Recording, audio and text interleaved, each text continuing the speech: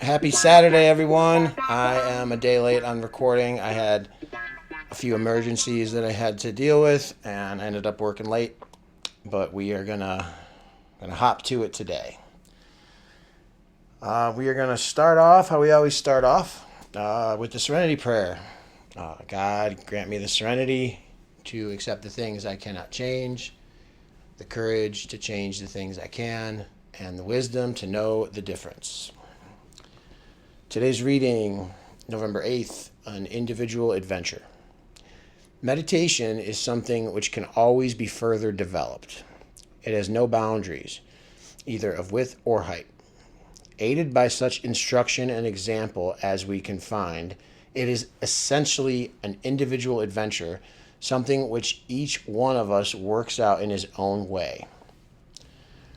My spiritual growth is with God as I understand Him. With Him, I find my true inner self. Daily meditation and prayer strengthen and renew my source of well-being. I receive then the openness to accept all that He has to offer. With God, I have the reassurance that my journey will be as He wants for me. And for that, I am grateful to have God in my life. 24 hours a day. I have lost much of my inferiority complex.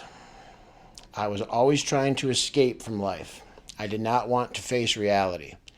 I was full of self-pity. I was constantly sorry for myself. I tried to avoid all responsibilities. I did not feel that I would handle the responsibilities for my family or my work. Owing to my inferiority complex, I was eager to be free of all responsibilities. I wanted to drift. I wanted to be on the beach. AA showed me how to get over my feeling of inferiority and made me want to accept responsibility again. Have I lost my inferiority complex? Meditation for the day.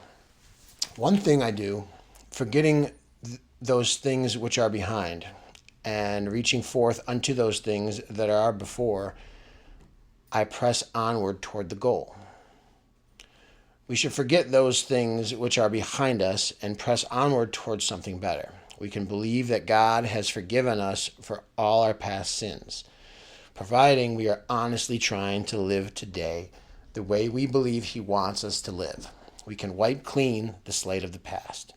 We can start today with a clean slate and go forward with confidence toward the goal that has been set for us. Prayer for the day. I pray that I may drop off the load of the past. I pray that I may start today with a light heart and a new confidence. Okay, so this was always a favorite reading of mine, and I do like an association with a lot of these readings, and I always remember the beach part, just the symbolism there. But yeah, this is one of my favorite readings.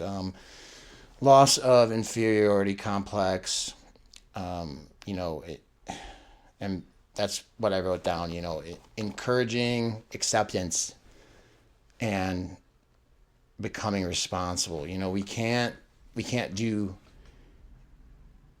any of this, without acceptance. That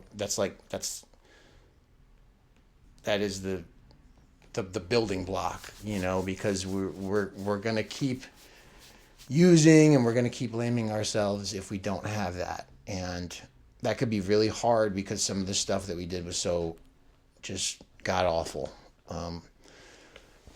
But another thing I wrote down was the beach, the symbolization here, running away from your problems, being at the beach. I mean, that's pretty much as, dry, as cut and dry as symbolism gets, right? I mean, whenever all of us are overwhelmed, we think about being on a beach. Encourage the belief that with honesty and hard work, that's the last thing that I wrote down, and this has become kind of a pillar in my beliefs and just in keeping me sober, honestly. Encourage the belief that with honesty and hard work, the slate can be wiped clean. The importance of letting go of the past is, it's immeasurable. You have to, it's okay to think about it. You should think about it. You should journal about it. You should think about how you benefited from it, right? And I do that constantly. What lessons did I learn from that time of my life that I went through? Because I truly believe everything happens for a reason, and that time of my life was just filled with these questionable actions. And when I look back on it, it's just it's like I was a different person. It's two totally different people when we're sober and when we're in active addiction. We can go from the best human beings. I know some great people in recovery to and those same great people, you give them a month head start on you and heading in the wrong direction are just, you would not want to know them, But yes, encouraging the belief that with honesty and hard work, the slate can be wiped clean. Those words mean a lot to me. So we've gotten a few really cool downloads. I thought we got a couple from Canada, Toronto, Canada. I said that backwards. And we got a few from Australia and a few more from Ohio. So thanks, guys. And I talked to a few different people about appearing in season 2. We're going to do some interviews and listen to some other people's stories, and just ask them some of the hard questions and see what helped them through the process, see how it was different for them, and maybe see how it was similar. We have Chris D. Roberts, an actor from Cobra Kai, set to be on episode 1 next year. It should be this December. So we're really excited about that. And yeah, I reached out to a few other people. We have some really cool interviews coming down the line. So stay tuned and keep the emails and comments and all the love coming. I love you guys. Anybody who's been listening, you guys are fantastic. Okay, so we left off at a terrible point in my life. Amber and I had lost our children to CPS.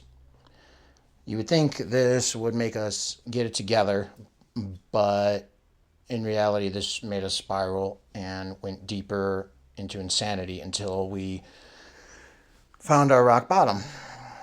And there's a quote, actually a couple quotes written in my journal. What we do today makes us who we are tomorrow. The other one, the person who couldn't understand suicide, the one I used to be, I long to be him again, because I understand it now, and that scares me. And that wasn't as much of a, Confucius quote as it was just what was on my mind, I guess, at the time.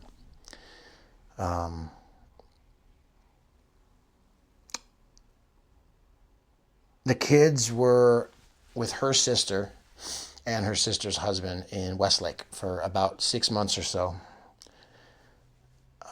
Then they moved down to Medina, which felt like it was, a world away.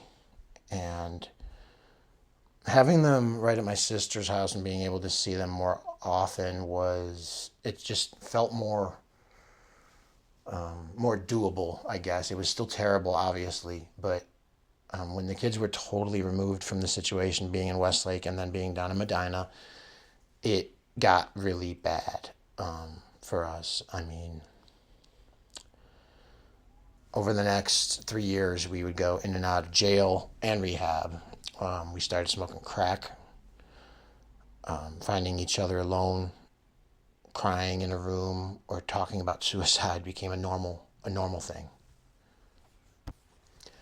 My daughter was this perfect little thing, just beautiful. Knowing what I put her through was so impossibly hard to accept for me. And my son, 7 years old, every time I would see him, he would ask me when he could come home. He would constantly tell me things like, "You can do this," or "I believe in you." Her sister's husband had just a deep-seated hatred for me. It still does, and would talk bad about me to my kids on a regular basis. My son would tell me, "I don't listen to him. I know you can do it," which was very hard to hear at the time, because I didn't even know that I could do it, and it was, I didn't even know that I could do it, and just it was the relationship that we had. It was, he was my world, I was his at that time, and he believed in us. He believed in us with all of his heart. I was, it was this blind trust, if and it was really hard, because I heard all, the person that he thought I was, I wanted to be so bad. And I kept writing it down in my notebook over and over again throughout rehab, be the person they think you are. And it kind of became like a motto for me, when I was in rehab.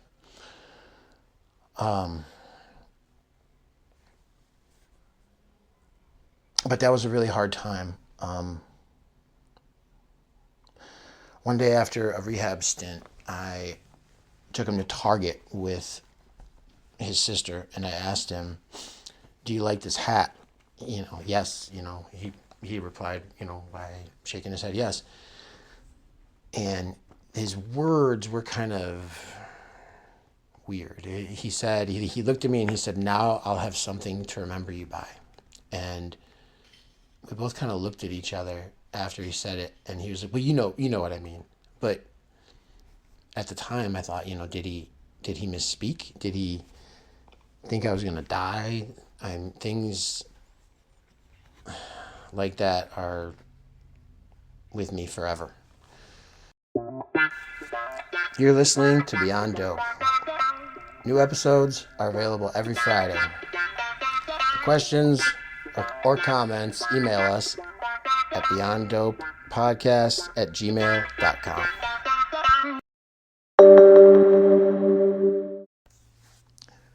Deep in our addiction, we did a quick return at Dick's off of Wilson Mills in Willoughby, city in Ohio. We had two other girls with us. Amber and I went into the store to get some merchandise. Then the other two girls went in and returned. And this went against everything that we, this just went against how we did things when we were snorting the drugs. We were careful. We had it kind of thought out. I mean, we had no intention of stopping when we were shooting it, and especially after we lost our children, we got extremely careless. I think we wanted to get caught. We just wanted something to change. I mean, we were talking about, suicide all the time. We were just doing the next dangerous thing. I mean, there was times we were just doing way too much. This was a very common thing for us now. It was how we had to do returns now. Usually we had, over 50, 60 IDs that had no returns left until January of the next year. And some stores started not allowing any no receipt returns at all.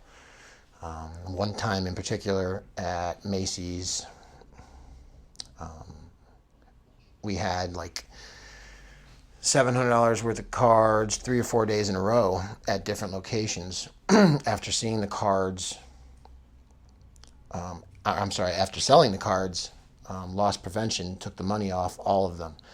We were informed from the store we sold them to that we owed them, like, it was something crazy. It was like $2,400, $3,400. And again, they let us make payments because we were in there every day getting, damn near $1,000 worth of cash. But I'm getting off track there. we got the return off and got some dope. Then Amber, one of the girls, and I went out to Menor to hit a few stores. While Amber was in Dick's, I went into JCPenney's. I was caught by a loss prevention officer walking out the door. This guy tried to cuff me, and I turned to run. I wasn't letting the loss prevention guy put handcuffs on me, right? Then two cop cars cut me off with tasers drawn. They took me in the back of the car. They wanted to know who was with me and, where's the rest of the junkies? That is what one of the cops said word for word. And I'll never forget that because that is how people saw us. Back then especially. It was like we were a different breed of people. We were not people with problems back then. And this was just, in 2015, 2016.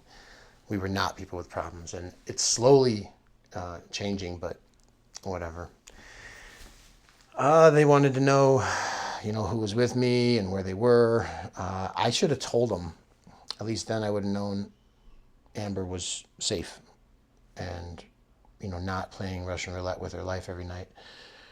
But, I was on drugs and I was stupid. I told them it was a white van that dropped me off and was most likely in the other parking lot. They took my key out of my pocket and attempted to make the alarm go off. And I'll never understand why that alarm didn't go off, but if the alarm went off, they would have found a trunk full of merchandise, a girl passed out in our back seat, and all kinds of paraphernalia, all kinds of IDs. But it didn't go off. I saw Amber walking out of the Dick's as I drove past in the back seat of the cop car. And I was heading to Menor jail. All you want to do is sleep. You're starting to get sick. You wake up sweating, then you're freezing. Not to mention uncomfortable. No blankets, no pillow. A thin cot on the floor. Amber had to call my mom. My mom and my sister came out with a spare key to get her in the car. A day later, I saw the judge. He gave me 2 weeks and said next time I get caught stealing in Lake County, it was going to be 6 months. I had never been to Lake County before. In retrospect, it was kind of like the Hilton compared to Cuyahoga. I met some good people. My time in Lake County jail is really, really different. I remember being worried about my brother, Evan, and my dad, which is really strange. I was always worried about Evan. I was worried about my dad as of late because he was falling down a lot around that time, drinking way too much, and he just, usually he could drink. He was an alcoholic, and usually he could drink and it didn't faze him. Now he was drinking and falling down a lot. And Evan was 22, and he had MD. That was the same age that my brother Eric died. I was actually in Lake County with one of Evan's friends. You could call him a friend. They all knew the same people, which was weird. We bonded quickly in a group of a few people. It's really insane when you looking on the outside in. When I think about my time at Lake County, we would sing a lot. Like, that sounds fucking weird, right?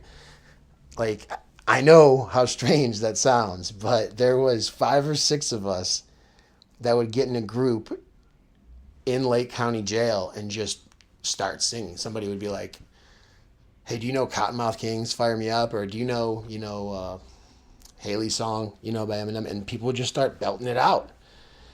And obviously, yeah, it was, talking about it now, it was really fucking strange, but it passed the time.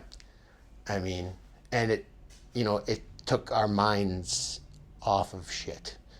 And it bonded some of us, and some of us were there for a while. So, it felt good it felt good, and like I said, it kept us busy. I wrote a lot too, but everything I wrote, I lost. There was this guy in the pod when I got there. His name was, you know what? I'm not going to say his name, but I'm just going to say, I'll call him George. His name was George. He kind of, quote unquote, ran the pod.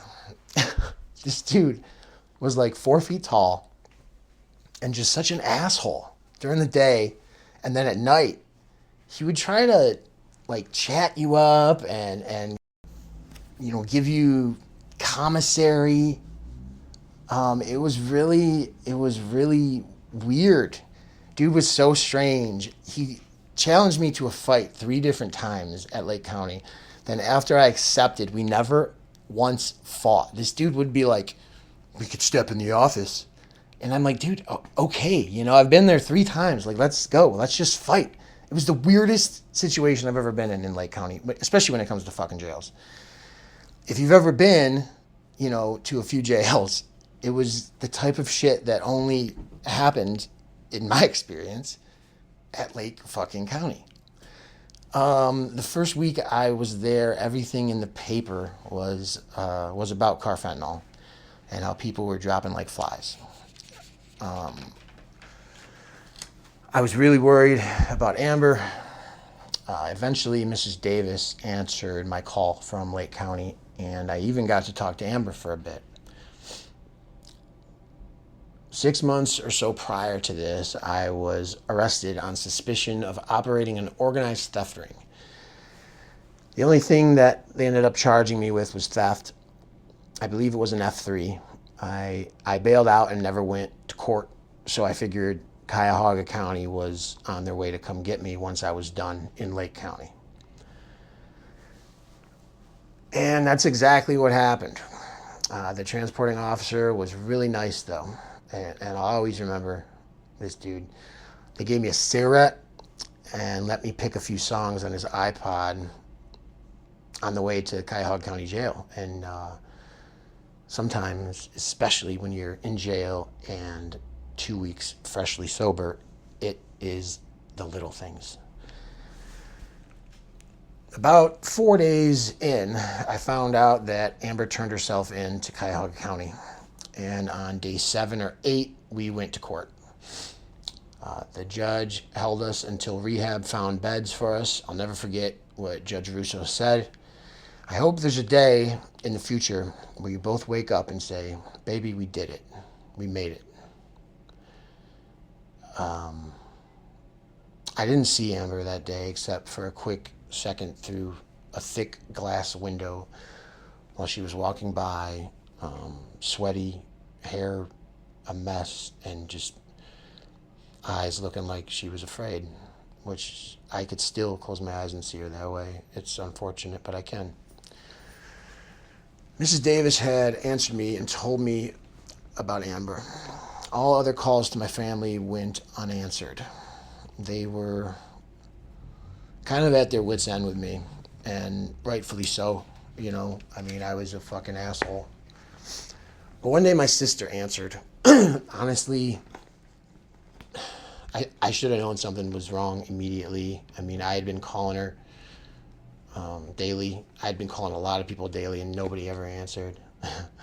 I should have known something was wrong as soon as I called her and she answered. My brother Evan had a heart attack and was at Metro. She didn't have a lot of info, but it didn't look good. When I spoke to Mrs. Davis the next day, my dad had had a stroke and was in the hospital also. My aunts, mom, godmother were all calling and writing to court so I could go and see my brother at Metro. 2 officers came to get me. I knew nothing. This was all happening while none of my calls were getting accepted. People were kind of trying to fight for me to see my brother on the outside, which I'll be eternally grateful for. And the cop came up to me and he said, "Do you know someone who's dying?" One of them asked. They both reiterated how this never happens. Usually it's maybe for a funeral, but they never let people out for, to go see someone in the hospital. We rode to Metro Medical Center. My family wasn't allowed in the room with me. As I exited the elevator, they left the room. My brother and sister both looked back to see me in cuffs, long-haired and beard, looking like the Unabomber. When I saw Evan, I put my cuffed hands around his neck for a hug. An officer had to stay in the room. Evan had a tube in to help him breathe and was very drugged up. Someone told me, and I don't have the medical expertise, and I'm not sure, 100% sure, because there was so much going on back then, but somebody told me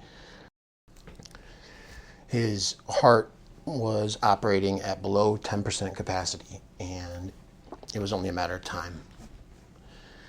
He looked down at my cuffs, then over at the cop.